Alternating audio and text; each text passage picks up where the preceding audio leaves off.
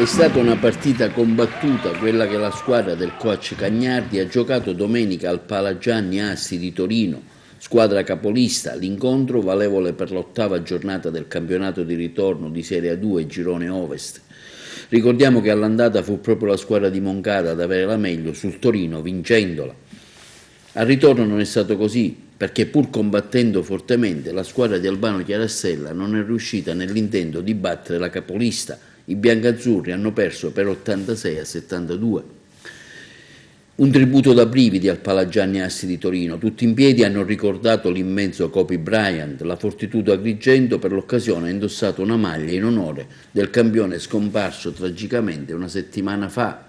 L'assenza di Christian James si fa sentire in casa Rinnovabile Agrigento, che è trascinata da un grandissimo Simone Pepe da 28 punti, la prestazione della guardia classe 93. Tuttavia non basta per conquistare la vittoria sul campo di Torino, che nell'ultimo periodo strappa il decisivo parziale e vince per 86-72. Sesta vittoria di fila così per il basket Torino, che allunga sul Casale e sull'Agrigento approfittando della sconfitta delle due. Ora è a +4 il vantaggio per la capolista.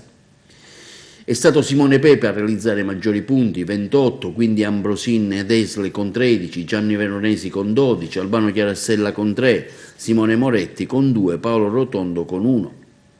I risultati dell'8ª giornata: Novi Casale Monferrato 2B contro il Trapani 52-77, l'Orlandina Basket Capodorlando contro il Beltran Tortona 75-88, Reale Mutua Torino Rinnovabile Agrigento 86-72, Gevi Napoli Bergamo 77-75, BCC Treviglio Assicurazioni Latina 69-65 ed il Nol Biella Zeus Group Rieti 93-64, Givova Scafati Eurobasket Roma 68-72.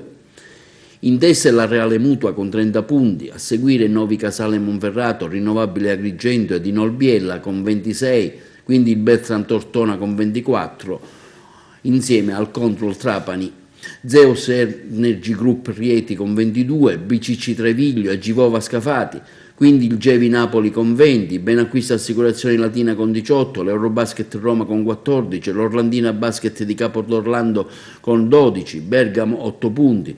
Il prossimo turno vedrà la Rinnovabile Agrigento giocare con il Bergamo giorno 5 febbraio e l'altra siciliana Orlandina Basket fuori casa con il più Casale Monferrato.